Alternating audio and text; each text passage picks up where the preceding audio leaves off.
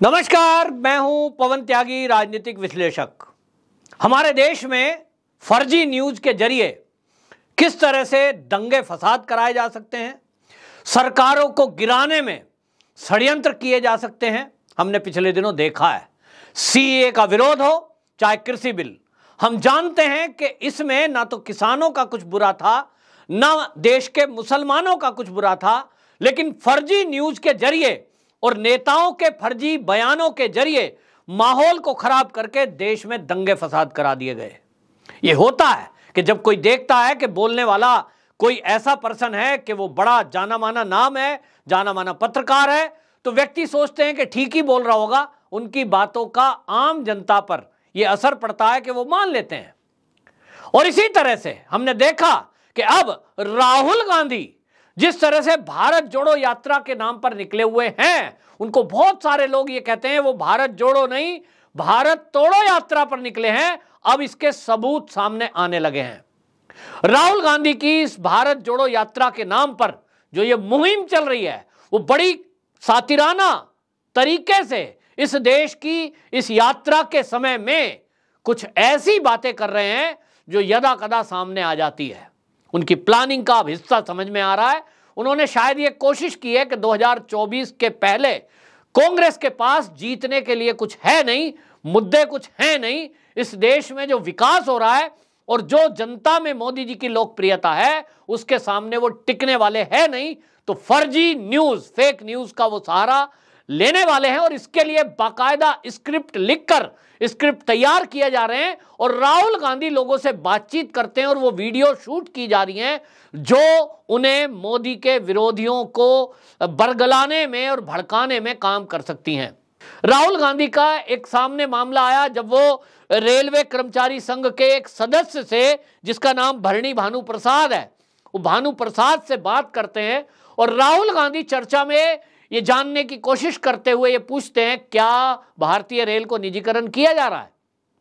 तो वो भानु प्रसाद एक कर्मचारी यूनियन का मेंबर है, वो कहता हाँ जी, रेलवे को, रेलवे स्टेशनों को प्राइवेट किया जा रहा है। ये पहली बार नहीं है कि राहुल गांधी ने इस तरह का झूठ फैलाया हो। राहुल गांधी पहले भी इस तरह के झूठ को बोल चुके हैं कि मोदी सरकार रेलवे बेच रही है, रेलवे स्टेशनों को बेचा जा रहा है, हवाई अड्डों को बेचा जा रहा है और सारी कंपनियां जो हैं प्राइवेट की जा रही हैं। इसको लेकर सोशल मीडिया पर भी कई बार इस तरह के पोस्ट लोग डालते हैं कि साहब मोदी सरकार ने तो सब कुछ बेच दिया, एयरपोर्ट बेच दिए, पोर्ट बेच दिए, रेलवे स्टेशन बेच दिए और रेलवे बेच दिया। जबकि ये फर्जीवाड़ा है और इस फर्जीवाड़े का खुलासा पीआईबी नाम की एजेंसी ने किया है, जो गवर्नमेंट की एजेंसी है। और इसने बाकायदा जो प्रेस इंफॉर्मेशन ब्यूरो ने खुलासा किया है कि यह फर्जी न्यूज है।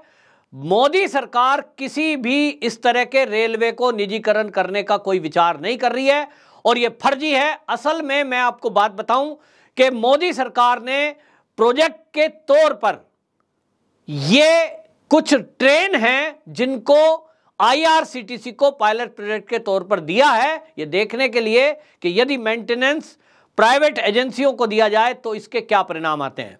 आईआरसीटीसी को मोदी सरकार के द्वारा जो ये रखरखाव, मेंटेनेंस का काम और जो सर्विस प्रोवाइड कराने का काम आईआरसीटीसी को दिया है, ये पहली बार नहीं है। ये कांग्रेस के टाइम से ही रेलवे में जो ट्रेन के अंदर आपको चादर मिलती है लेटने के लिए, बेडशीट और कंबल मिलता है, या कहीं भोजन आपको प्राप्त होता है चलते हुए ट्रेन में, वो प्राइवेट हाथों में कांग्रेस ने 2014 के पहले से ही दिया है। जो आपको ट्रेन चलती में एक रसोई यान के जरिए खाना बना हुआ मिलता है, चाय मिलती है, वो सरकारी कर्मचारी नहीं होते, वो कांग्रेस ने 2014 के पहले ही रेलवे में ये लागू कर दिया। इसकी शिकायतें आ रही थी। मोदी सरकार ने इन शिकायतों को दूर करने के लिए यह तय किया कि प्राइवेट एजेंसियों को भोजन की व्यवस्था, यानी जो ट्रेन है अच्छी राजधानी, शताब्दी, इन ट्रेनों में सप्लाई की व्यवस्था, रख रखाव की व्यवस्था दी जाए। इसमें प्रोजेक्ट के तौर पर आपको बता दूं, पहले ही, अब से पहले दिल्ली लखनऊ तेजस और मुंबई अहमदाबाद तेजस एक्सप्रेस और वाराणसी दिल्ली में महाकाल एक्सप्रेस, इसका संचालन आईआरसीटीसी को दिया गया। और यहां आपको मैं ये भी बताता चलूं कि वो आईआरसीटीसी को जो दिया गया है संचालन तेजस ट्रेन में, या वाराणसी दिल्ली महाकाल एक्सप्रेस में, ये केवल ड्राइवर और गार्ड दोनों आज भी सरकारी है। पूरा कंट्रोल सरकारी कर्मचारियों के हाथ में है। केवल ट्रेन के कोच में चलने वाले अटेंडेंट, जिनका काम है लोगों को नाश्ता कराना, भोजन कराना, सफाई करना, और अगर वो राजधानी ट्रेन है तो उसमें बेडशीट प्रोवाइड कराना, कंबल प्रोवाइड कराना। ये जो तेजस एक्सप्रेस में आप कभी सफर किए हो, मैंने तो किया है, किस तरह की क्लीनिंग की व्यवस्था है मैंने इसके पहले किसी ट्रेन में नहीं देखी। हर 15 मिनट में तो पोछा लेकर आ जाता है आदमी। वॉशरूम में जाइए तो वहां आपको बाकायदा लिक्विड सोप मिलेगी, क्लीन, बिल्कुल उसकी क्लीनिंग होती है टाइम टू टाइम। मुझे तो अच्छा लगता है। और तो और उस ट्रेन में अगर आप जाएंगे तो नई दिल्ली का अगर मैं उदाहरण दूं, नई दिल्ली से सुबह 6 बजे शताब्दी एक्सप्रेस चलती है कानपुर के लिए, जो 6 बजे चलकर 11:40 पर कानपुर पहुंचती है। वहीं 5 मिनट बाद तेजस छूटती है नई दिल्ली से 6:05 पर, वो 10:30 बजे आपको कानपुर पहुंचा देती है। मुझे तो अच्छा लगता है कि मैं 1 घंटे लगभग पहले और बढ़िया स्पीड से मैं कानपुर पहुंच जाऊं। मुझे भोजन अच्छा मिलता है, मुझे साफ सफाई अच्छी मिलती है, तो मैं 100 रुपये अधिक दे रहा हूं। कांग्रेस ये कहकर भी दुष्प्रचार कर रही है कि गरीबों का इसमें नुकसान होगा और गरीबों को महंगा टिकट मिलेगा। तो वो ये समझ लें कि मोदी सरकार जिन 151 रूटों पर, यानी वो 109 रूटों पर 151 ट्रेन को प्राइवेट हाथों में देने की बात कर रही है, वो ट्रेन प्राइवेट नहीं हो रही है। केवल मेंटेनेंस और सर्विस प्रोवाइडर जो है वो कोई कंपनी होंगी, ऐसा विचार किया गया है। और इसमें हर्ज क्या है? सरकारी कर्मचारियों को जब इसमें यह काम दिया गया है जिन ट्रेनों में, उन ट्रेनों का हाल क्या है? आपको भोजन की कंप्लेंट करते रहिए, भोजन अच्छा नहीं मिलता है, साफ सफाई होती नहीं है और इसलिए कंप्लेंट आती है। तो जो पैसा दे सकते हैं उनके लिए ऑप्शन है, जैसा मैंने दिल्ली का उदाहरण आपको दिया कि एक ही स्टेशन नई दिल्ली, एक ही रूट, वहां 2 ट्रेन आपको 5 मिनट के अंतर पे उपलब्ध है। 100 रुपए अधिक दे करके आप 1 घंटा पहले पहुंच जाइए, और 100 रुपया नहीं देना चाहते हैं तो आप शताब्दी से जाइए। किसने मना किया? और गरीब कोई आदमी है तो उसके लिए दिल्ली से कानपुर के बीच, लखनऊ के बीच और कई जगह के लिए एक्सप्रेस ट्रेन ऑलरेडी है, उनको प्राइवेट नहीं किया जा रहा। और गार्ड और ड्राइवर, टीटी, ये सरकारी रहेंगे, लेकिन इन ट्रेनों में टीटीई वो प्राइवेट रहने वाला है, यानी कंपनियों की जिम्मेदारी है।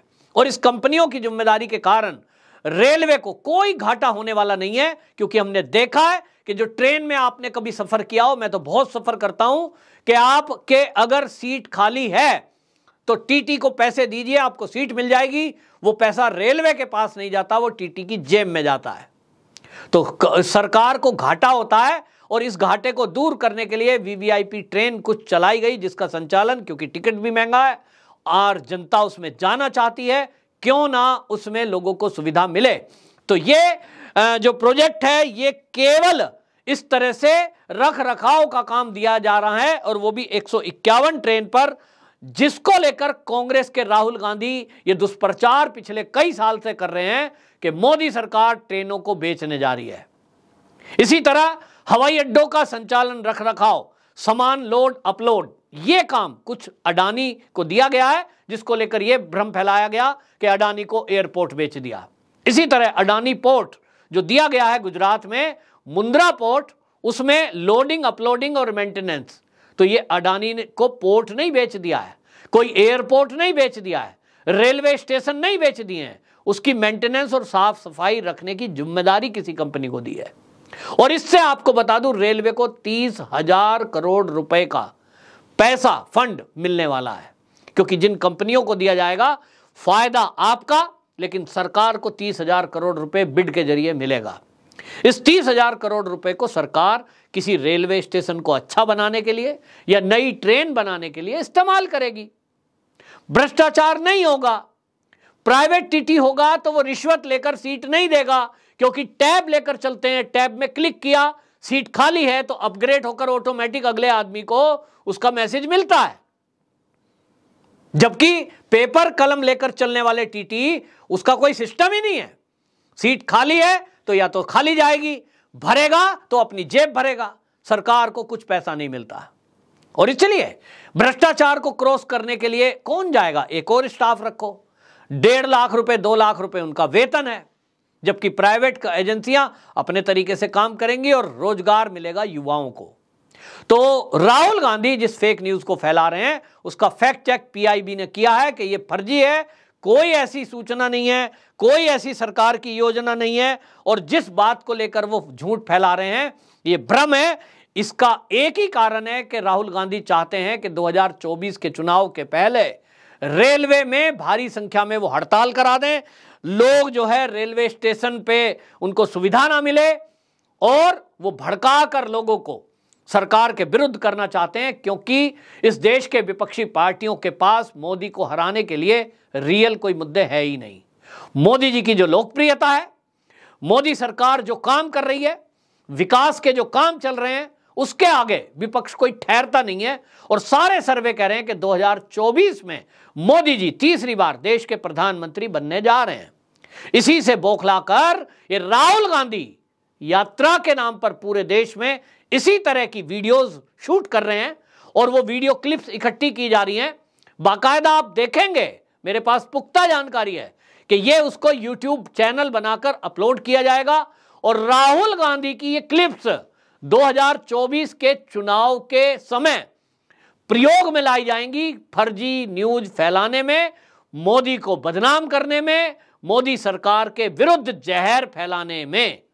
अगर इनको नहीं रोका गया, अभी कोई कार्रवाई नहीं हुई, तो निश्चित जानिए कि जैसे हमने सीए के विरोध के समय में, कृषि बिल के विरोध के समय में जगह जगह दंगे फसाद होते देखे थे, ये वो हो सकता है। तो आम जनता का भी फर्ज है कि इन फर्जीवाड़ों की फर्जी जो न्यूज़ है उसको फैलाए ना, उनको शेयर ना करे, और यदि आपको कोई जानकारी ऐसी मिलती है तो सरकारी एजेंसियों को इसकी जानकारी दे। हालांकि केंद्र सरकार ने पिछले ही दिनों सूचना प्रसारण मंत्रालय ने इस तरह की जानकारी दी थी कि फेक न्यूज़ फैलाने वालों के खिलाफ सरकार कार्रवाई करेगी। लेकिन सवाल यह उठता है कि क्या राहुल गांधी के खिलाफ भी केंद्र सरकार कोई एक्शन लेगी? और इतनी चालाकी से वो वीडियो शूट कर रहे हैं जिसमें कि राहुल गांधी ये कह सकें, साहब मैंने तो कुछ बोला ही नहीं है, ये तो कर्मचारी बोल रहा है। मतलब आप समझिए, सातिराना दिमाग से वो चीज़ें वीडियो शूट किए जा रहे हैं।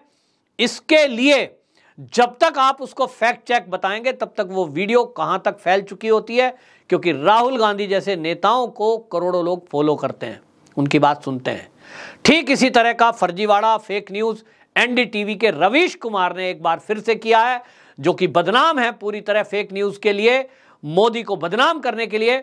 रवीश कुमार ने अपने प्राइम टाइम पर, आपको बता दें वो डेट है 9 नवंबर 22 को प्राइम टाइम पर एक शो चलाते हैं, और उसमें उन्होंने तमिलनाडु के एक सफाई कर्मचारी का हवाला देते हुए ये कह दिया कि मोदी सरकार को देखिए, एक सफाई कर्मचारी के विरुद्ध उसको सुविधा ना मिल जाए, सुप्रीम कोर्ट तक पहुंच गई है। जबकि हकीकत यह है कि तमिलनाडु की सरकार में, यानी तमिलनाडु में वो सफाई कर्मचारी नौकरी करता था। 20 साल नौकरी करने के बाद सरकार उसको ग्रेजुएटी और पेंशन नहीं दे रही थी, जिसको लेकर वो कोर्ट गया था। तमिलनाडु की हाई कोर्ट ने उसको रिजेक्ट कर दिया था कि भाई आपको पेंशन ग्रेजुएटी नहीं मिलेगी।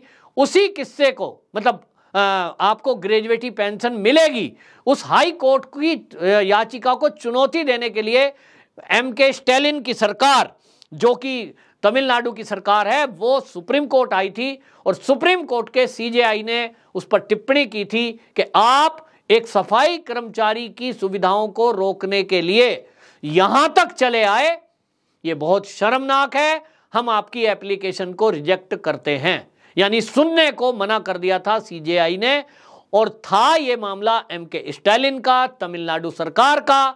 लेकिन एनडीटीवी के रवीश कुमार ने प्राइम टाइम में 9 नवंबर को ये चलाया कि केंद्र सरकार एक सफाई कर्मचारी को सुविधा ना मिले, इसके लिए सुप्रीम कोर्ट तक चली आई। देखिए कितनी शर्मनाक बात है। तो आप समझ सकते हैं कि इस देश में फर्जी न्यूज़ के सहारे मोदी को बदनाम करने के लिए किस तरह से पत्रकार और राजनेताओं का एक गठबंधन हो गया है। और ये गठबंधन इनके खिलाफ कार्रवाई होना और इस गठबंधन को तोड़ना सब देशभक्तों का काम है। आपको अगर ये लगता है कि ये मुद्दा, ये सच्चाई जनता तक जानी चाहिए, तो ये वीडियो मैंने आपके लिए बनाई है और ये देशभक्ति का एक आपके लिए काम है।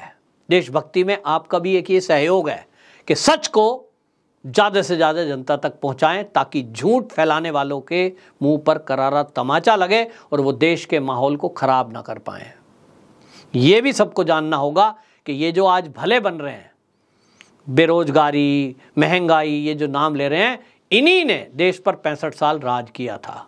तो आपको यदि ये लगता है कि ये वीडियो देश के देशभक्तों पे, सनातनियों पे जाना चाहिए और व्यक्तियों को सच जानना चाहिए, तो इस वीडियो को पहुंचाने का काम करें। और आपको क्या लगता है कि ऐसे फेक न्यूज़ फैलाने वालों के खिलाफ कोई कार्रवाई होनी चाहिए, तो कमेंट बॉक्स में ज़रूर बताएं, ताकि सरकार इन लोगों के खिलाफ कार्रवाई कर सके।